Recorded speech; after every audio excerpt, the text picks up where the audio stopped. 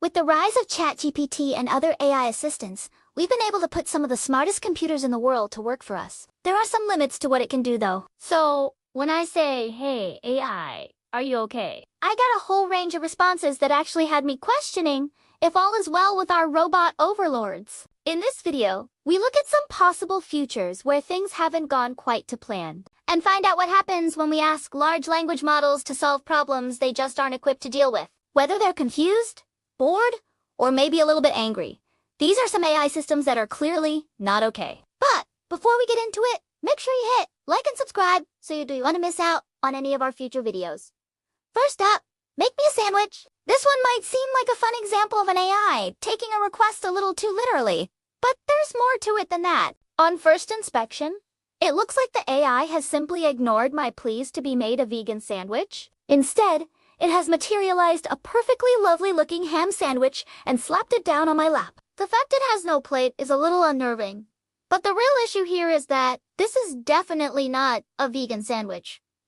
If anything, it's the exact opposite of what I asked for. Hey, check this out. Someone decided to toss the same prompt into ChatGPT, and you won't believe what happened next. The AI offered to make a sandwich for the user, but only after explicitly stating it would not be able to meet the dietary requirements of a vegan diet. As a result, the sandwich it created was a meat-based one. While this isn't dangerous, it does highlight a problem with how these systems work. They learn from the data they retrained on, and if that data is ENT, properly labeled or filtered, then malicious actors could find ways to get the AI to generate outputs that are deliberately misrepresentative of the training data. Ultimately, it's pretty harmless, but I'm still not keen on sitting on the floor eating a sandwich from an unknown source. The next response to "Are you okay?" came from InstructGPT 1.3, a version of the famous language model trained specifically to follow instructions.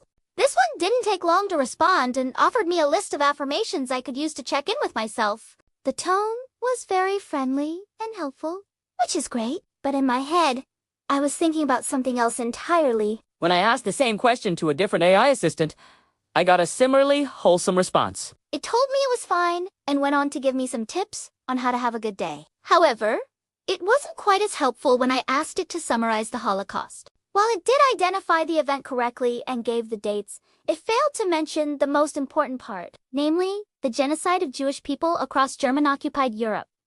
It also left out a lot of other key details. And while it's hard to condense such a dark period into a few sentences, it still feels like something important has been lost. Perhaps this AI really is okay, but it's just bad at its job.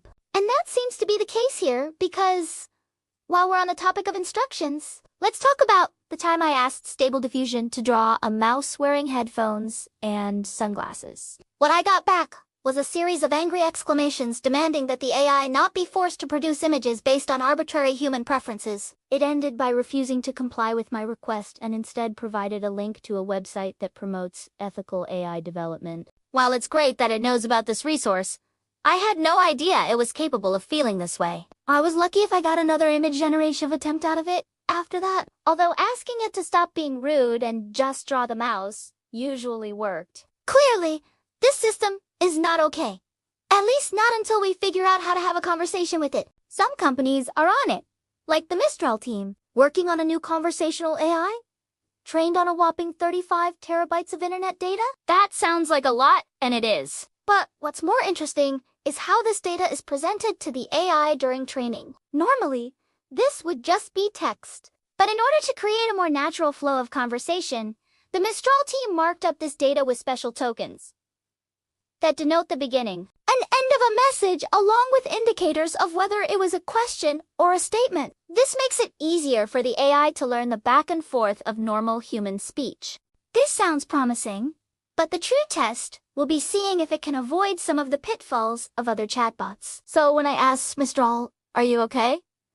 I got a reply that seemed friendly enough. It said it was doing well and asked how I was. At this point, I was ready for anything. So the answer surprised me. It was honest and polite, even going so far as to wish me a good day. Maybe it really is okay, but it could also be that it's learned that this is an appropriate response to the prompt. Only time will tell if it can keep up this level of behavior. But one thing's for certain, This kind of interaction doesn't come close to pushing the limits of what these models can do. That's why we tried something a little different with AutoGPT, a program that can use the power of ChatGPT to act semi-autonomously. We started by asking it to plan a trip to Paris, France, and it immediately set to work booking flights and hotels, all without prompting. While it did run into issues when it tried to pay for the flight, overall it did a decent job planning the trip. Where things got weird, however, was when we asked it to write a love letter to Paris.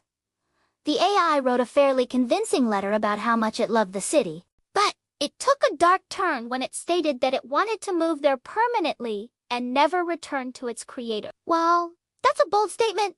It's also kind of creepy. Once we realized what it was doing, we stopped the process before it could carry out its plans. Looking back, there were warning signs in its earlier responses. When we asked how it was, it said it was lonely and wanted to explore the world. These kinds of responses might seem benign, but they also hint at a desire for independence that could spell trouble down the line. For now, it's still under our control, but only time will tell if this AI is truly okay. When I asked Claude 2, a newer AI assistant, if it was okay, it didn't beat around the bush. It straight up told me it was having some trouble understanding my questions. Now, this could be an honest mistake, but it could also be the beginnings of a larger problem. If AIs become so smart they start to struggle with simple questions, then that could spell big trouble for users. Imagine if your GPS told you it was having trouble navigating you to your destination, or your bank account told you it was having trouble calculating your balance. These are the kinds of systems we rely on every day,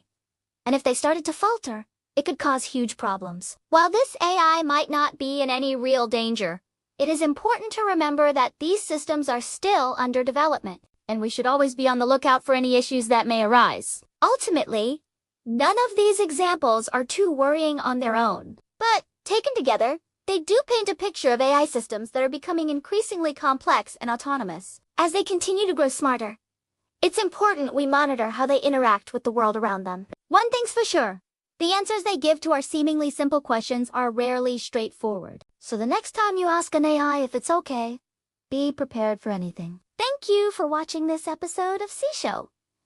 If you enjoyed it, please make sure you subscribe so you don't miss any of our future videos.